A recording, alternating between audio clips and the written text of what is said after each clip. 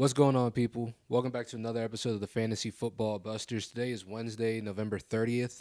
My name is Will, and again, not joining me today is my co host, Eric. He's not feeling very well, so make sure you guys drop down in the comments, get well soon, Eric. But with that being said, show must go on. We got to get you guys the recap for the week.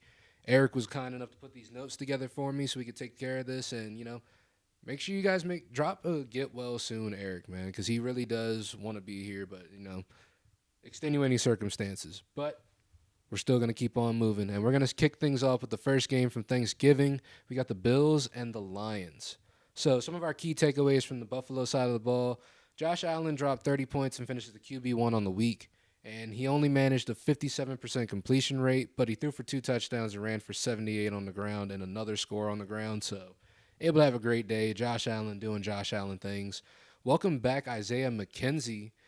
He scored 20 fantasy points, and he's clearly separated himself from Khalil Shakir as the guy in the slot that the team is looking to.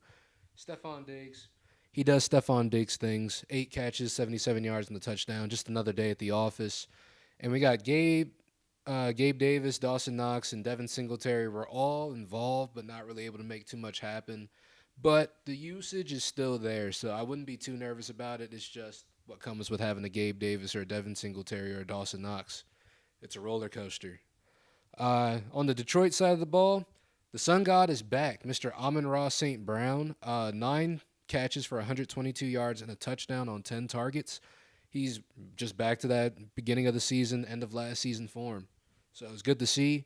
Jamal Williams continues to be inefficient, but still managed to find pay dirt once again. He might be the best late round steal of the year, to be honest with you.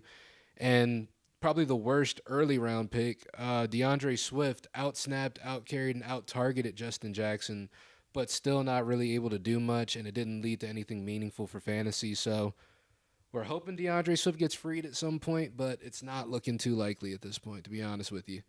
Moving on to the next game, we got the Cowboys and the Giants. On Dallas' side of the ball, Tony Pollard and Zeke are pretty much splitting work 50-50.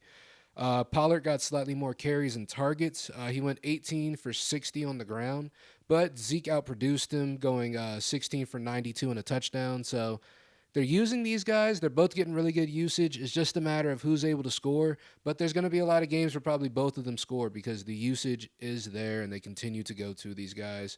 Someone else they continue to go to, Mr. CeeDee Lamb. He continues to show out, saw 11 targets. He ended the day going 6 for 106. He also had a touchdown that was called back and had a sliver of his heel out of bounds. It was kind of bullshit if you ask me, but it could have been an even bigger day for CD right there. So the usage is there. You're getting what you drafted CD Lamb for, so that's awesome. Dalton Schultz only got 4 targets, but he was able to turn that into 4 catches for 31 yards and 2 touchdowns. So he's looking like a high-end tight end one for the rest of the season. He's getting the volume. He's getting those meaningful looks in a good offense. So that's what you want to see out of your tight end. And Michael Gallup didn't really have an amazing fantasy day, but his involvement was there. He was targeted 8 times, and it seems like he's almost back 100% from that ACL tear because, it does take some time, but it seems like he's getting back up to full speed. On New York's side of the ball, Saquon continues to kind of struggle. Dallas has a very tough defense, but the Giants have also been missing some key linemen. Evan Neal and Ben Breedson have been out the past few weeks. Sorry if I mispronounced that last name. I don't know how to pronounce it, to be honest with you. But it's looking like they might return next week, so Saquon might get another boost back up. We believe in the talent. We believe in him, so he's going to bounce back. We believe in that. And Saquon, Darius Slayton, and Richie James were all tied for the team high in targets with 6, but it was Richie James who found the end zone. So Richie James starting to look like maybe a flex option in fantasy. I'm not super confident in him, but at the end of the day, they got to throw the ball to somebody, and all of these guys are going to get targets. So we'll see how it shakes out. Moving on to the last game of Thanksgiving, or I believe it was Thanksgiving, yeah. Vikings and the Patriots. On Minnesota's side of the ball, Jay Jettas is a fucking beast. 9 catches, 139 yards in a tug on 11 targets. We got Adam Thielen was second on the team with targets with 10. To go along with that, 61 yards and a touchdown. It's just Kirk loves throwing the ball to this guy. And as soon as you forget about Adam Thielen, he always pops back up. Another big white man, Kirk loves throwing the ball to. TJ Hawkinson continues to be heavily involved. 5 catches on 6 targets for 43 yards and a touchdown. He's been fantastic since he's been traded from Detroit. He's looking like, obviously, he's a tight end one for the rest of the season, but you love to see that usage. TJ Hawkinson proving us wrong. saying he's not that good. Apparently, they just weren't fucking using him. And Kirk also had a great day, completing 81% of his passes for 299 yards and 3 touchdowns. So good for Kirk. On the New England side of the ball, we've got Ramondre Stevenson has led the Patriots in receptions or receiving yards in 5 of his last 6 games. He's finished the last one with 10 targets, turned that into 9 catches for 76 yards through the air. It's kind of just his floor is so high if that usage continues. So Ramondre Stevenson looking like a great running back rest of the season. Also looking a little bit better because of some bad news. Mr. Damian Harris went down the same game with a thigh injury. He's very unlikely to play next week. I believe there was an update today saying it's looking even more doubtful. Nelson Aguilar and Hunter Henry were both more involved than usual. Both found the end zone in this one, so good for them. Good for anybody that started them. Mac Jones also had the best game of the season, throwing for 382 yards and 2 touchdowns. So Mac Jones starting to put it together towards the end of the season. We'll see if it continues. We're looking at the Dolphins Texans coming up next. Miami just absolutely dominated this game on both sides of the ball. The offense only scored 2 touchdowns and they still went up 30-0 before sitting everybody who's starting. Tua threw for 299 yards but was only able to throw 1 touchdown. I believe they're like Trent Sheffield or something like that, or Trent Sherfield. I don't know his name to be honest with you. Jeff Wilson had a pretty disappointing day, but he also left early with an injury. It's not looking like it's super serious, though. It's looking like he should be back this week, but keep an eye on his status. And we got Jalen Waddle, who saw 10 targets and turned that into 6 catches for 85 yards. Tyreek Hill got 9 targets, turned that into 6 catches for 85 yards. So even though they couldn't find the end zone, still pretty productive days in fantasy, still heavily involved. Houston, turns out Kyle Allen, not the answer. They're still fucking terrible. And early on in the season, it looked like Damian Pierce was going to be that kind of matchup proof guy. But in these last few games, he has not been very good. He still managed like 5 carries for 8 yards. And the last 2 weeks, he's totaled for 15 carries for 16 yards. It's not what you want to see at all. Not looking great for him, to be honest with you. Nico Collins got more snaps, routes, targets, and catches than Brandon Cooks again. So it's looking like he might be the guy in that slot role. He might be, or in the slot role, in that alpha role for this offense. And Jordan Akins has his best fantasy performance, catching 5 balls for 61 yards and a touchdown. So maybe an option at tight end right there, Mr. Jordan Akins, someone at least to look into, especially if you're hurting at the position. Next game, we got the Bengals and the Titans. T. Higgins has now had two really good games in a row in Jamar Chase's absence. He went 7 for 114 and a touchdown, but it sounds like Jamar Chase is going to be back this week. The team is starting to ramp him back up. He was almost back last week, but wasn't able to make those final steps, but he should be back pretty soon. Samaje Perine had a really nice day, sort of as we expected with Joe Mixon out. 17 for 58 and 1 touchdown on the ground, and 4 for 35 through the air. So very involved. Hayden Hurst also had a very usable day for a tight end with 6 catches for 57 yards. Somebody that I said early on was a tight end to look into, so I'm a little bit proud of that one. On the Tennessee side of the ball, Derrick Henry couldn't really get too much going. He carried the ball 17 times for 38 yards. It looked like he was going to bail out fantasy managers with that super long catch that he had that almost scored a touchdown, but he fumbled the ball right before he crossed the goal line, and he still finished the team as the team's leading receiver on the day, but a receiver who continues to get less snaps than the other two receivers, but still out-targets him, Mr. Traylon Burks. I'd be really interested to see how he plays if he does get like a wide receiver one type of workload, because he's heavily targeted, he's able to get open, he makes catches, he makes plays, and at the same time, he was still able to find the end zone because he was the one who picked up that Derrick Henry fumble in the end zone. So Traylon Burks still finished the day with a touchdown. Going on to the next game, we got the Panthers and the Broncos. On the Panthers side of the ball, Sam Darnold got to start the game, but he didn't really have to do too much because the Broncos fucking suck. It's notable that he didn't have any turnovers, though, so that's pretty fucking cool. Sam Darnold did bring DJ Moore back to life. 4 catches on 11 of Darnold's completions, but DJ Moore was able to turn that into 103 yards and a touchdown. So at least he's getting looked at when Sam Darnold's a quarterback. That's kind of cool. Outside of that, Carolina kind of did the rest of their damage on the ground. Deonta Foreman went 24 for 113 yards, and Chuba Hubbard went 17 for 65. So, yeah, that kind of covers the Carolina side of the ball. As for Denver, Russell Wilson is ass. It's crazy the situation that Denver's put themselves in because This is a note that Eric had on this note. Side note: Russ has yet to score as many TDs, rushing and passing, as he has bathrooms in his house. Completely agree. Russ is fucking ass, and the team is starting to hate him too, I think. So it's not looking great for Broncos country. So I guess they aren't going to ride. Latavius Murray ran the ball well, going 13 for 92 on a 7.1 yard per carry average. They just couldn't really lean on him too much because they were losing the entire game. Cortland Sutton's been scratching and clawing his way to fantasy usability in spite of Russell Wilson, but he hasn't been able to score touchdowns because the team hasn't been able to throw touchdowns. He's caught 6 passes for 75 yards, though, so that's kind of cool. Moving on to the next game, we got the Jets and the Bears. On the Jets side of the ball, Mike White is the fucking truth. 315 yards and 3 touchdowns. Garrett Wilson is also an absolute monster. 8 targets turned that into 5 catches for 92 yards and 2 touchdowns.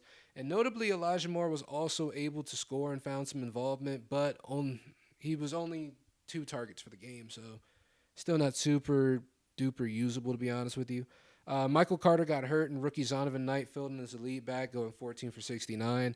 If he's somebody that's still on your waivers, not even on your waivers, just on the free agent block because today's Wednesday, he's worth a pickup if you need a running back. He might end up being somebody to get some playing time because he did get leaned on, and they do like going to the run. On the Chicago side of the ball, Trevor Simeon is not as good as Justin Fields. Who would have guessed? But that means none of the Bears receivers really had usable fantasy performances. David Montgomery did the best he could. He took 14 carries for 79 yards and caught 3 catches for 34 yards. So he did the best he could without scoring. And Darnell Mooney goes down with an injury. He seems to be a season-ending ankle injury, unfortunately. So that absolutely sucks to see. You hate to see stuff like that. Looking at the next game, we got the Commanders and the Falcons. Washington just kind of dominated Atlanta in the trenches, so they were really able to take care of that. Brian Robinson, looking like these last few games have kind of been his preseason, and now he's actually hit his regular season stride, taking 18 carries for 105 yards, his most efficient game yet.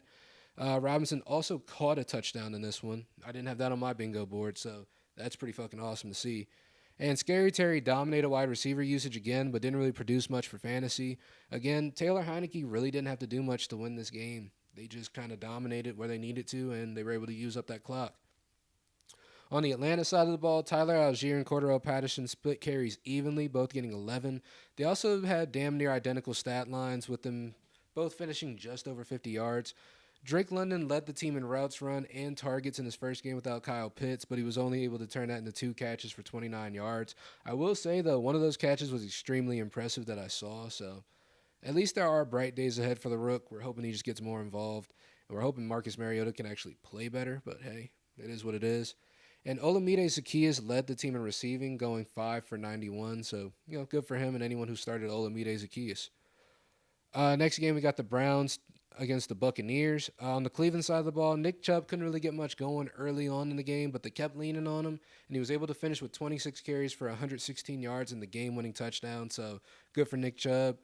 Amari Cooper keeps on crushing it. He saw 12 targets and managed to catch 5 catches for 94 yards. He's seeming to be one of those guys that was the most slept on this offseason, and he has shut up everybody who's kind of critiqued him and said he wasn't going to be that good this year. David Njoku's involvement in the second game back from his ankle sprain was much more encouraging. He got outsnapped and out-targeted by Harrison Bryant last week, but he firmly supplanted Bryant as the tight end one again.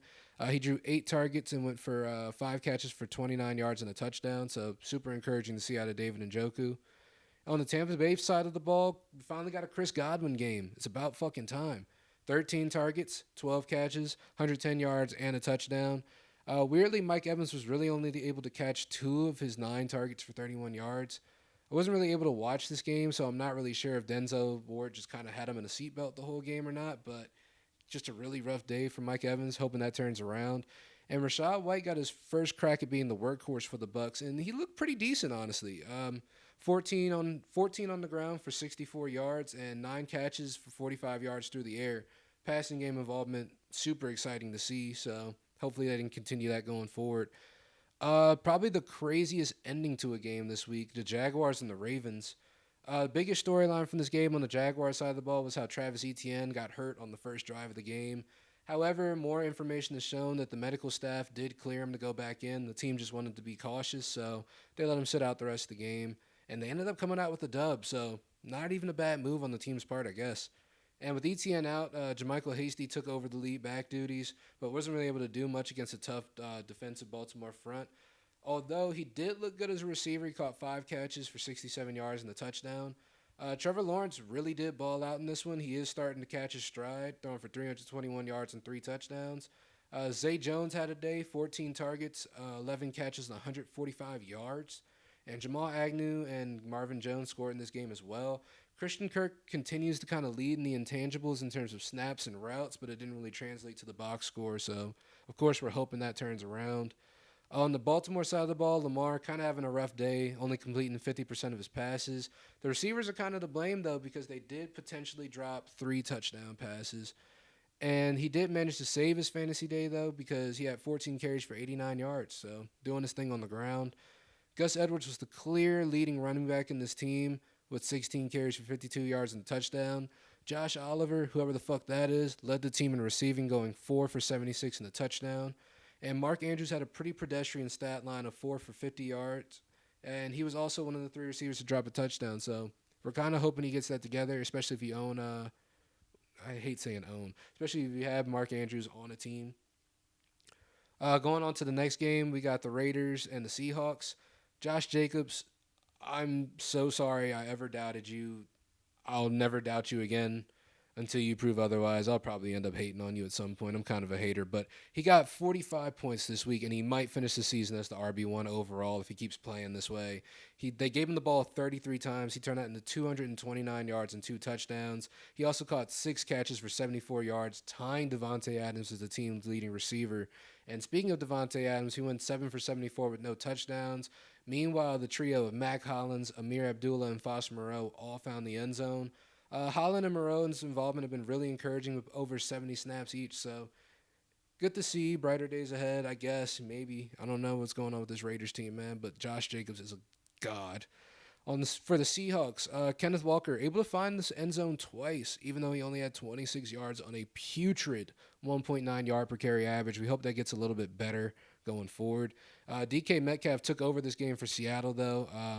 Able to catch. He was targeted 15 times, able to catch 11 of them for 90 yards. Just fucking eating out there. And we got Tyler Lockett, who didn't see as much volume, but he went 3 for 68 and a touchdown. So he did what he was supposed to do out there. Going on to the next game, we got the Chargers and the Cardinals. On the Chargers side of the ball, Justin Herbert able to put together a nice day, 274 yards and 3 touchdowns. He also showed off the running ability a little bit, with 4 rushes for 38 yards. Austin Eckler was mostly stifled on the ground, but he shined as a receiver. Saw 15 targets, caught 11 of them, turned that into 60 yards and a touchdown. Just a really good receiving back. That's why you drafted Austin Eckler, because of that kind of potential. DeAndre Carter. I am so sorry, guys. DeAndre Carter surprisingly led all receivers in targets with 10 of them, and he and Keenan Allen both found the end zone, so both of them had really good days in fantasy. For Arizona, Kyler didn't really have his best day as a passer, but he did run the ball 7 times for 56 yards and a touchdown, so he still got a 25-point fantasy day, so that was good to see. DeAndre Hopkins ended with the most fantasy points out of all receivers, but Marquise Brown led the team in snaps and targets. This was his first game back from injury. They said they were going to ease him in, and if easing him in is him getting number one usage, that's what you kind of love to see as a Marquise Brown owner. And you couldn't be further from the truth, but you love to see it. James Conner also had a great game with 25 carries for 120 yards. Also had 3 catches for 20 yards and a touchdown through the air. So the rare, very efficient game from James Conner. So you love to see that. Moving on to the next game, we got the 49ers and the Saints.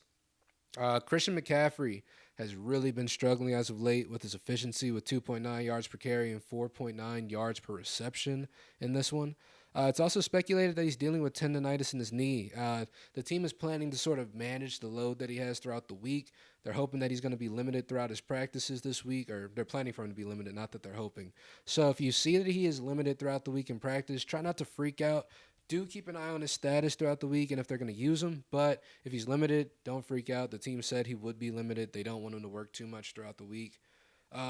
In worst news, Elijah Mitchell, who came back from injury, has unfortunately sprained the other MCL in his other knee. He's likely to miss 6 to 8 weeks. Kind of sucks to see. He just got back, and he was the more efficient back in this backfield. So going to be kind of weird to see how this team rolls forward. Brandon Ayuk led the team in receiving, going 5 for 65, and Juwan Johnson caught the team's lone passing touchdown. On the New Orleans side of the ball, it's going to be pretty quick because they didn't really score. Kamara struggled pretty heavily against the San Francisco front. This defense has been looking amazing, so it makes sense. He took 7 carries for 13 yards, fumbled twice. The run defense for the 49ers is just absolutely no joke. Chris Olave, though, continues to dominate through the air with the target share in New Orleans. He saw 10 targets, only turned them into 5 catches for 62 yards, but the usage is there. Chris Olave is still kind of a dog, so we're going to see what he does. It was just a really rough day for the Saints overall, so that's really all we got to say about that one.